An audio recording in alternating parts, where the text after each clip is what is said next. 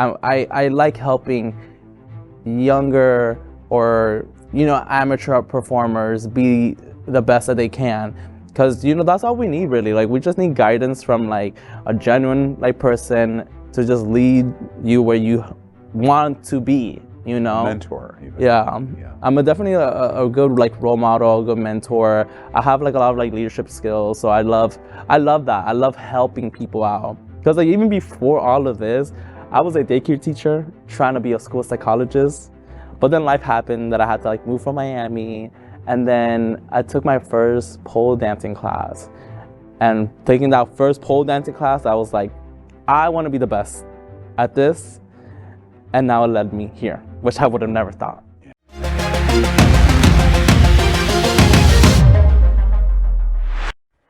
Well, Fort Lauderdale is once again getting ready to experience one of the most memorable parties of the year. And it may be one that you haven't heard of before. It's called Cannonball Bash, and it is designed to promote positive body image for the bear, chub, and daddy members of the LGBTQ+ community and the men who admire them. Returning for its 4th annual event from October 26th through November 1st, it will be held at the Westin Fort Lauderdale Hotel in partnership with Visit Lauderdale. The event is expected to witness a record turnout of over 1,800 event-goers. The event features day and night theme parties, pool parties, top DJs, a complete buyout of the entire Westin Fort Lauderdale Hotel for 4 nights with only fun and 0 distractions. You read between the lines. Renowned entertainer Sin Silva will be one of those hosts at this major event and is going to host a dinner and party called Shawarma Dinner. I can't wait to get into that. On Thursday, October 26th from 7:30 to 9 o'clock. So we welcome Sin Silva. And before we start, I understand you're unapologetically queer. Yes, I am. Yeah, and probably for a long time. Forever. Forever, right. So I was reading about you. I've seen your show several times before, the burlesque show that you've put together. And when I started to read about you, I thought, gosh, people are so rude in what they say about you, because one of the first things I read is Sin Silva is the ass of South Florida. And then I realized, oh, wait, that's brand marketing. It is. So tell me about being the ass of South Florida. So I just kept performing, and then people actually gave me that tagline. And now I actually have another tagline that Wilton Manors has given me. So it's the ass of South Florida, and now the whole of Wilton Drive. The whole of Wilton Drive. But everyone, I wonder what they mean by that. I know. Okay, all right. Yeah, and clearly you get the gist instantly. Sin Silva is edgy in entertainment, and we get it out there right away. You have been seen on Hot House Season 2. You were a finalist for the show. Tell me about what that experience was, and what did you think? Well, honestly, people tell you that doing TV is hard, but when you actually experience it, like, oh my God, it's so tough. Because not only are you competing with like other contestants, but you want to do your best. You know, you're going through your own issues. I don't know, it's just a lot that goes into it that people don't see, because like, who doesn't want to do their best? And then obviously we have off days, and those are the days that you really have to, you know, bring your best.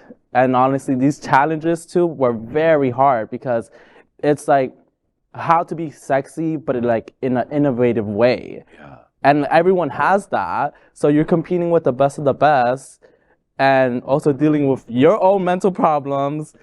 And how long was the recording shoot from first arrival to whatever the final was? It was 8 days. 8 days. So it was honestly crazy, because everything was back to back every single day.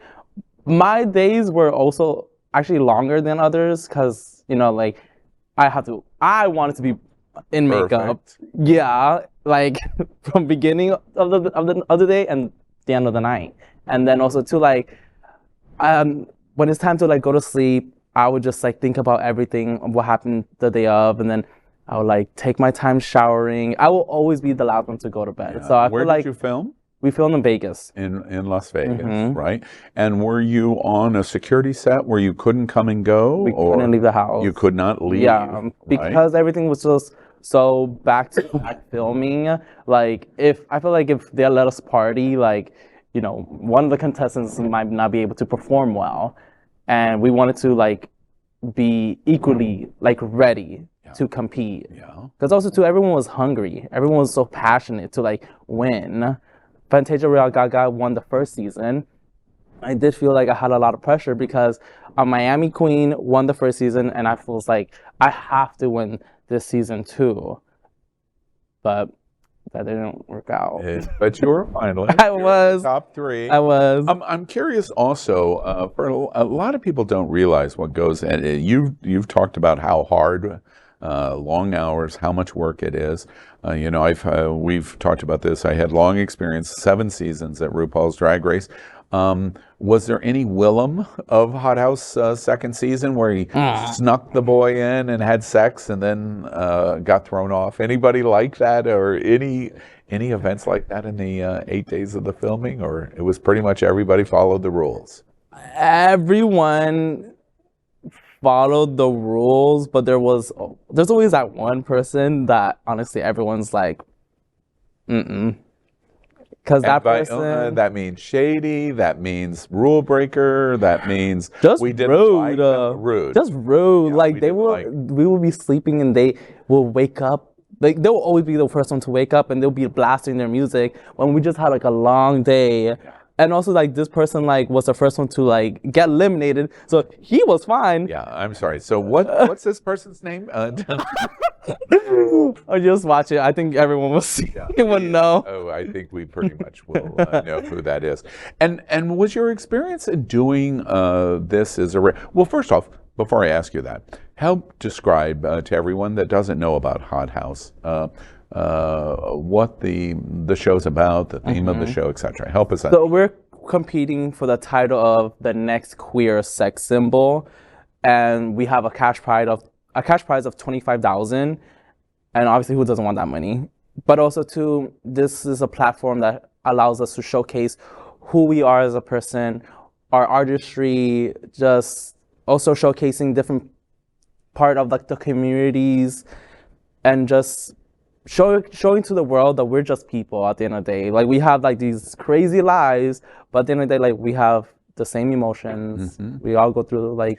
Now you got to the finals. You're part of the final 3. It was a joke. At RuPaul's Drag Race, we ended up watching the change of how they filmed the finale because they couldn't keep it secret, and very famous LGBT reporter always would break the secret.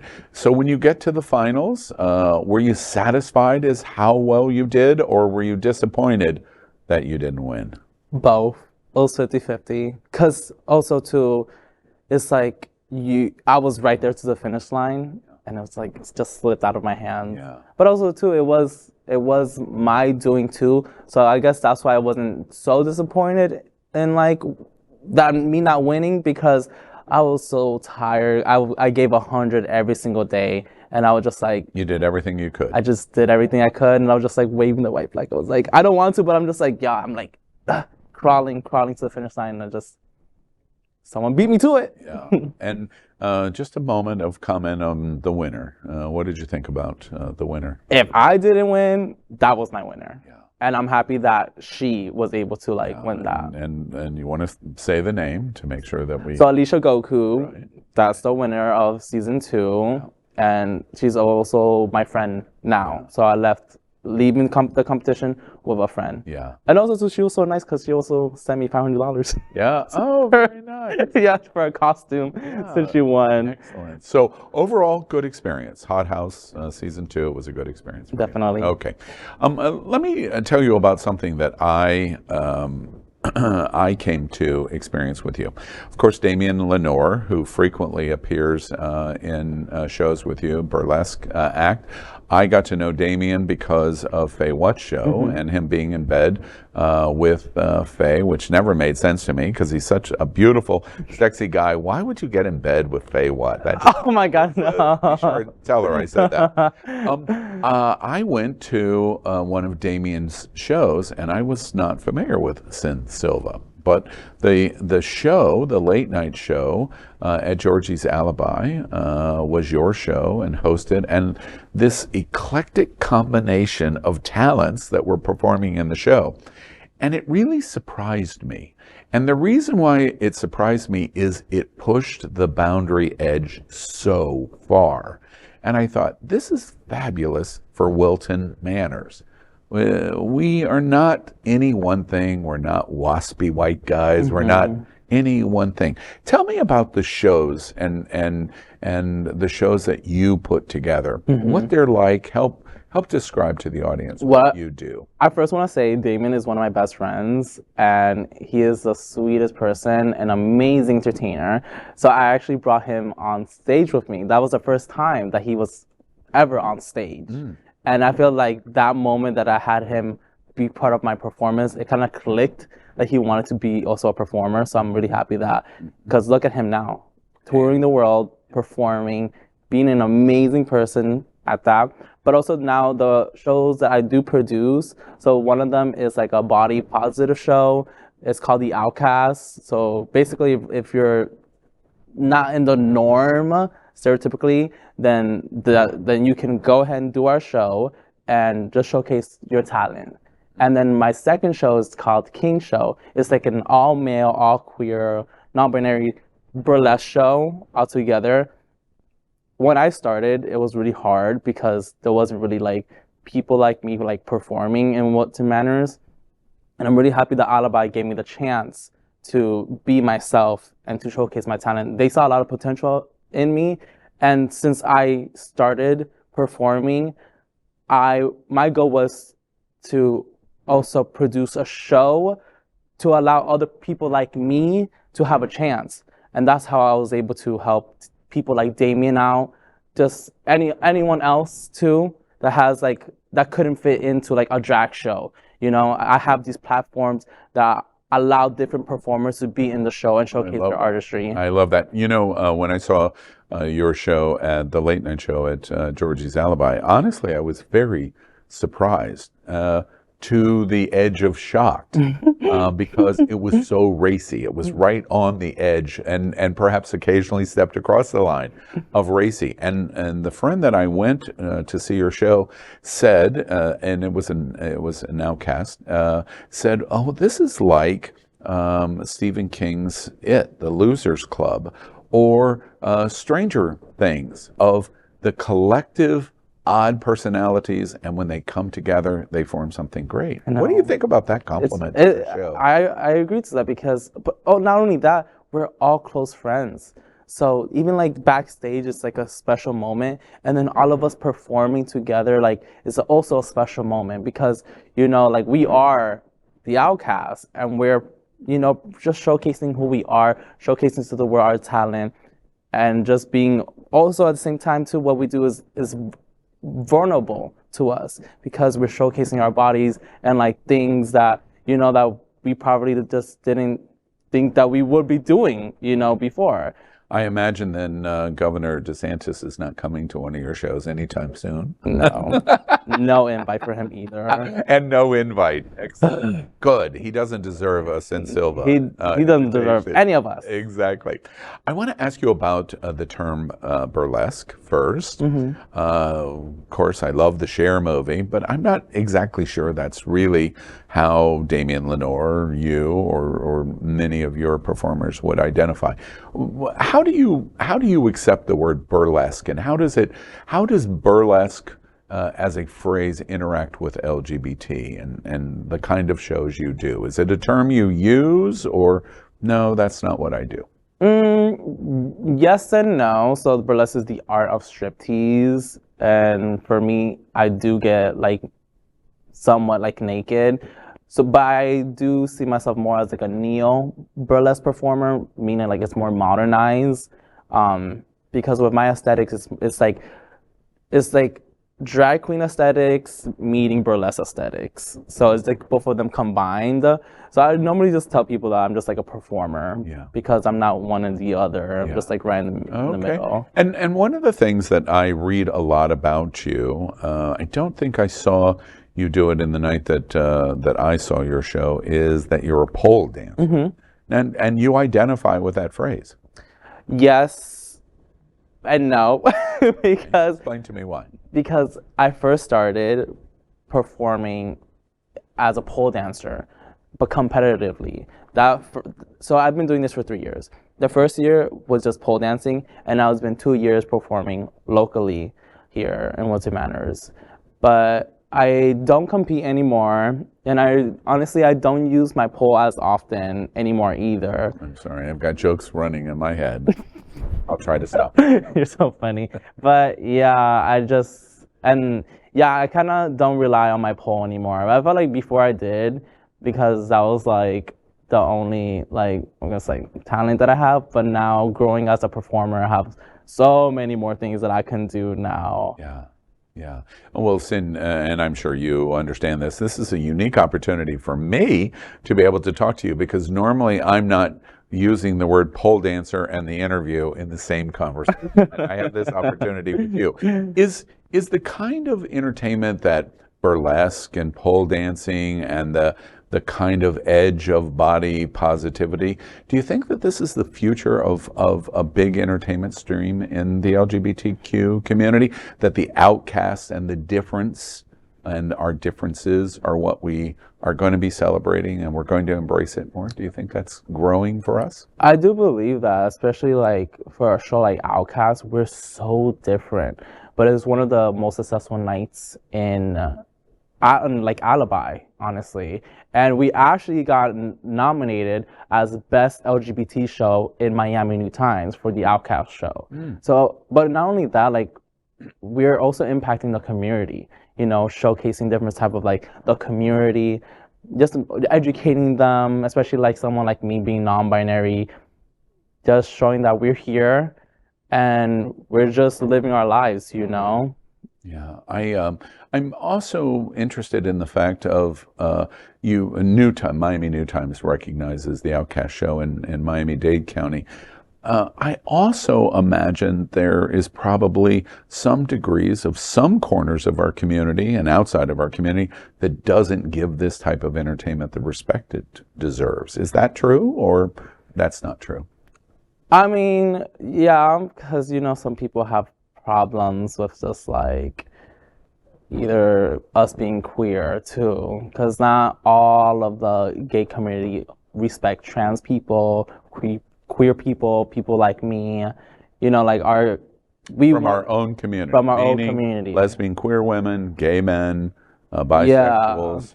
Not all of us support the same communities, you know? And it's like, that's also a thing that we all have to work, you know, very hard in the LGBTQIA plus community. You know, we just support each other. But one of the other things that I noticed at your show that I thought was interesting, Damien is just almost physically perfection. It's simply that, physical perfection. But many people in your show,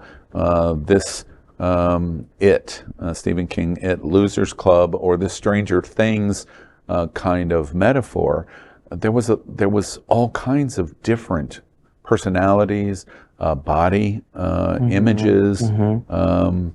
Is that a thought out strategy? You didn't have all Damien Lenore's, and you didn't have all this or that. It was a collection. What's the choice behind representing the outcast that way? Well, so honestly, it did start with Nikki and I. Nikki is a trans activist, an amazing neo-burlesque performer too. And then she found me, and then her founding me, and then I started to find people. And I feel like Nikki and I creating that show brought more people being like, oh, I want to do this too. And I want to showcase who I am. And I want to showcase my artistry too. And then honestly too, and just me being in Wilton Manors, it really did impacted the community too, because me building a male show brought other male entertainers into our scene, because I do think if I wasn't in this scene, then we will have no male show. There wouldn't be an Outcast the way it is now. So, yeah. It's interesting to me because when I saw your show, I commented on the next day in a circle that I run in related to reporting and shows, etc. And the reaction is, oh, that show is so on the edge. And the reaction was, but it was said in kind of a negative way of several points of view, which is it's just so out there. And she is one of the people that I thought, wow, because in the show, a lot of her voice and transition narration, it's like, did she just say that? She's so unfiltered. Unfiltered doesn't even begin to describe. But that's why people love her. Her performance. I know. And from that standpoint, it's like this outcast mentality, you are taking that to the 10th degree, because it's a collection of everything. Yeah. Does it surprise you that you have the space for an event like this at Georgie's Alibi? It's the oldest LGBT club in Fort Lauderdale. It is the inspiration of Welton Manors, and they're standing there planting their flag saying, oh, let's have the Outcasts come in. And honestly, I'm very blessed. I'm very blessed that they just gave us this opportunity, seeing, because we're very out there. We're very different. So even them seeing the potential in us, seeing just seeing us as a person too. Not only that, because they also check on us, making sure that we're okay and everything.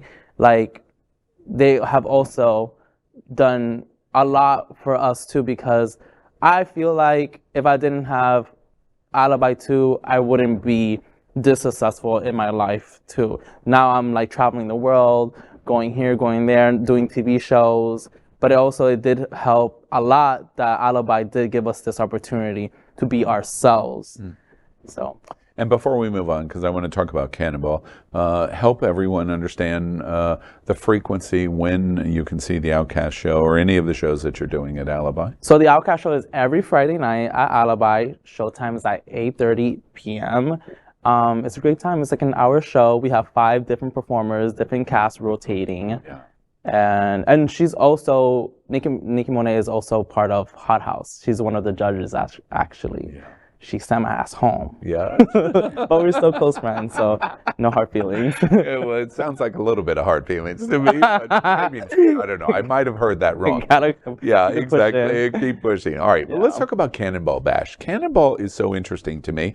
Transition in terms of diversity in our community. When we think about, the white party in Palm Springs, or the winter party in Miami Beach, or Flock Fest, it is a type.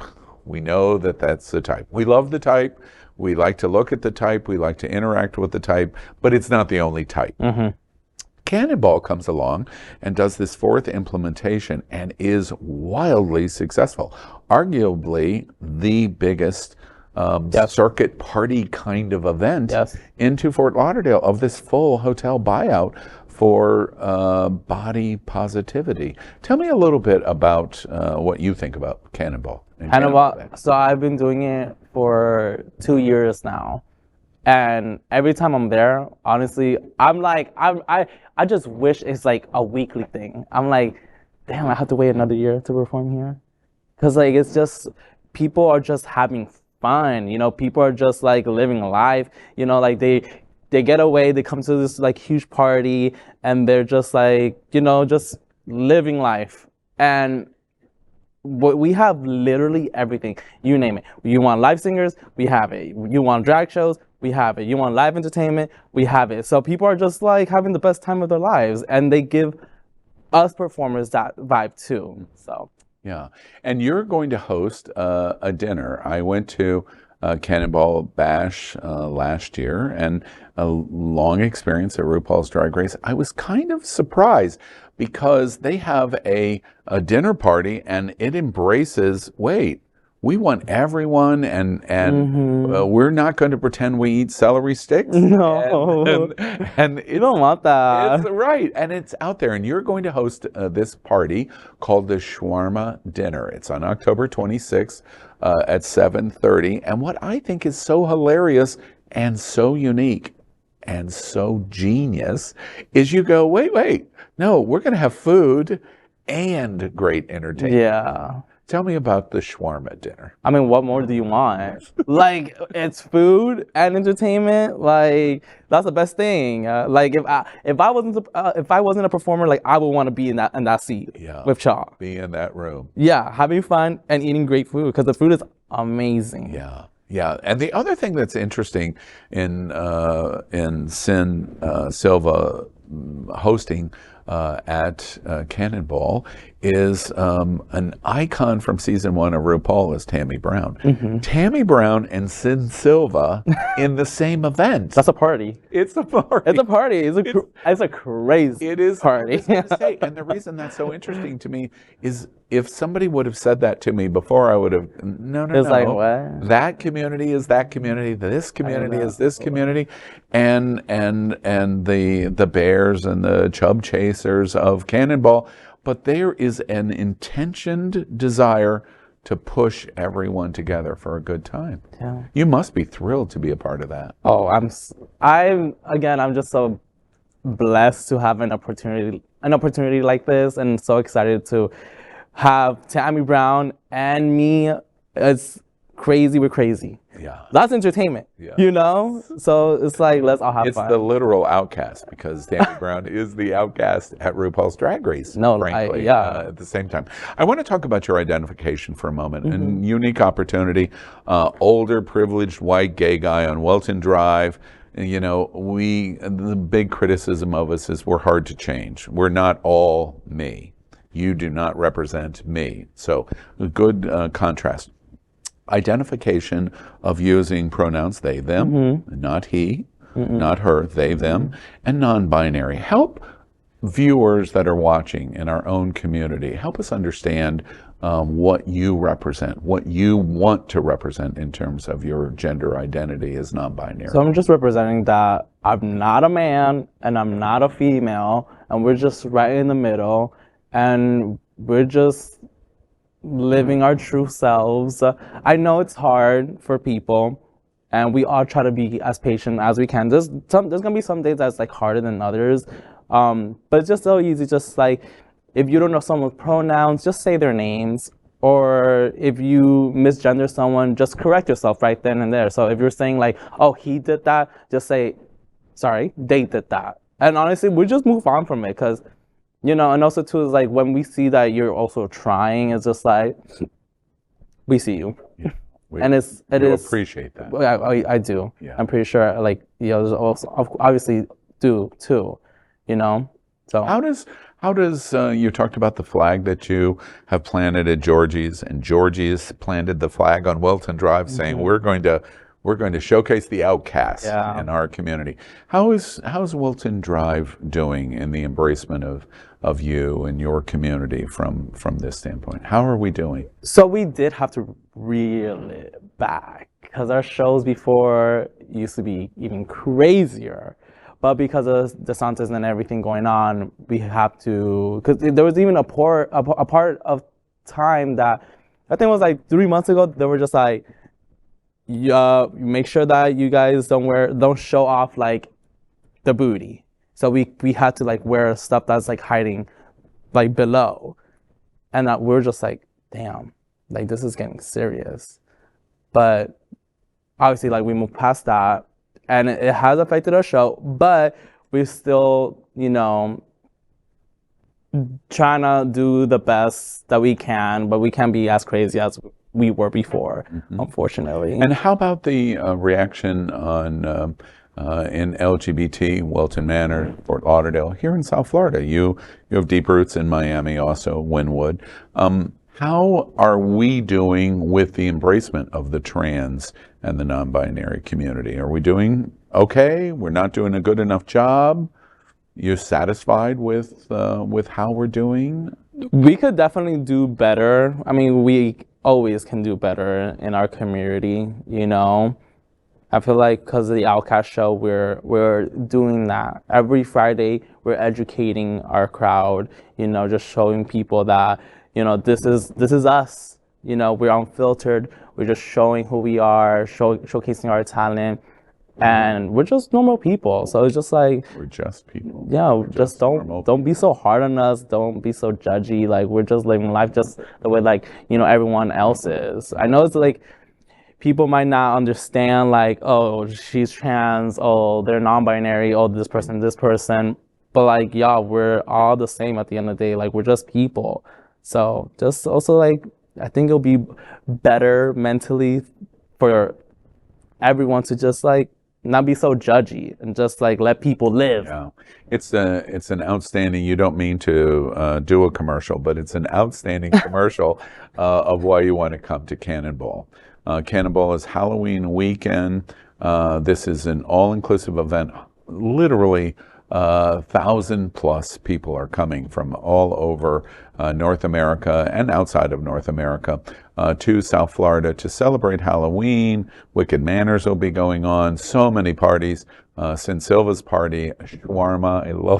I love the name of the dinner, the Shawarma dinner at the West End. And what you just said is a commercial for why Cannonball Cannonball Bash is so good. It embraces the diversity of all of us. Yeah. Yeah. Sin, tell us what's next for you. You have this anchor show. What other kinds of things do you want to do? You've done Hot House. You got to the finals. That's quite an achievement, by the way. Thank you. And everyone can't win RuPaul's Drag Race. I know. There's 120 girls. I know. That's something else I want to be in. I want to be in Drag Race so bad, but I'm just like, but that's like, you know, drag, but... Yeah, but you have to do drag. I know, but I'm just like, I want to be in that too. I just want to be in anything that has like a big platform that I can be seen in, you know, because I just want to represent for my community and like allow other people to just be like, oh, like Sin is on TV and like that's someone that's like me. And if they could do that, I can do that. Representation matters. It really does. Yeah, we've talked about that at Queer News tonight 1,000 times. It really, really does. Because when I was little, it was very hard trying to figure out who I was because I just felt like I didn't see many people representing me. So I was just like, I know I'm different, and I just don't know who I am. And then finally, you know, non-binary people were coming out more and just like being seen, having platform to be seen. And I was just like, that person's like me. And now I know who I am. So I just want to continue to like do that. It's actually leads me a great transition to my final question. For the trans community, the non-binary community, what was it or what is it, the Sin Silva experience and what you're doing? What would you want to say to them in terms of whatever you would want to say to the non-binary and trans community that are watching you that don't have the level of success that you've had or visibility that you've had? What would you say to them? Like, I know it gets hard because people are very, very mean. Especially like when I did Hot House, there were so many people just not willing to understand me. They would like call me a man and just be like, oh, they're confused. And like, it was straight people saying that, but it was also like people in the LGBT like plus like community saying that. And I'm just like, damn, like both people not like being mean to me just for being me. You know, I was just on TV just showcasing who I was. And I'm just like, damn, I can't live my life. But it gets hard, y'all. I know it gets hard. And how does that translate of what you would say to other non-binary and trans people then? I mean, honestly, just keep doing you. Just continue to be the best that you can. Focus on your career. Focus on what your passion is. Make sure you have a good collective of people, real genuine people supporting you. Because if I didn't have people like my boyfriend, my best friend, my mom and I are very close, my dad and I are very close, so I am very grateful to have all those people supporting me, that when I do have a moment of weakness, I can fall back on them. and it's just easy to have that. I am one of those people that are very blessed to have that life, having this type of lifestyle and having people in my life that are supporting me morning to night. So it does get better, you know. And I'm curious, the relatively young process of your career of pursuing this as an entertainer, there's people that are going to be watching you right now that go, gosh, I just wish I could get into this because this is who I am, but I'm too scared. I don't know how to start. What would you say to that young LGBTQ plus, however they identify, to get into entertainment? What would you say to them? Well, honestly, y'all can message me and I can give you that type of guidance because that's also what I do in the community. I like helping younger or, amateur performers be the best that they can. Because, that's all we need really. Like, we just need guidance from like a genuine person to just lead you where you want to be, Mentor, even. Yeah. I'm definitely a good role model, a good mentor. I have a lot of leadership skills, so I love that. I love helping people out. Because even before all of this, I was a daycare teacher trying to be a school psychologist. But then life happened that I had to move from Miami, and then I took my first pole dancing class. And taking that first pole dancing class, I was like, I want to be the best at this. And now it led me here, which I would have never thought. Yeah, that's a beautiful story. I have to ask you, Sin, it's interesting to me. You've sat here for approximately 30 minutes talking to me about your experience. We've explored the outcast and what you represent in our community.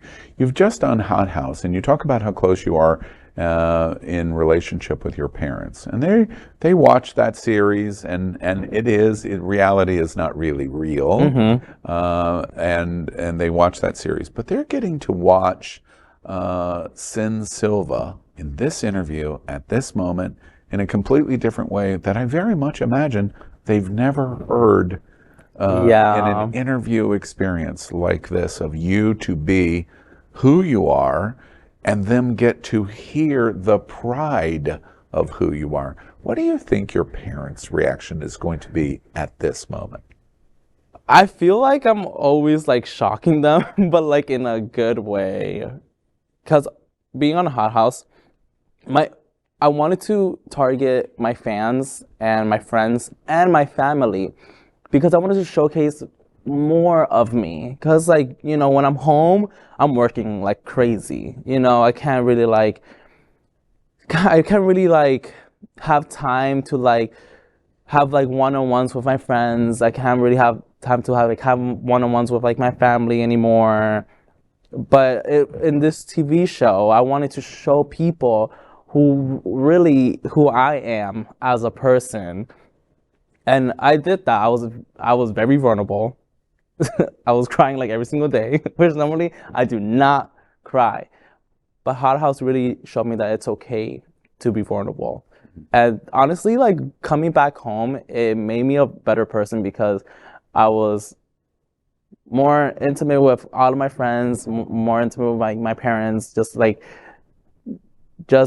being very personal, because I just felt oh, Sin Silva has to be perfect. Oh, Sin Silva has to be this. Everyone sees Sin Silva as this and this and this and that. But when I got on TV, I was just that's just so hard. I'm just gonna let that go and just be myself, and it was just so much easier. And then for my parents and everyone to see who I really am on TV, it was just I don't know. I felt like it brought everyone closer to me. Well, I can assure you, I encourage you to come to Cannonball.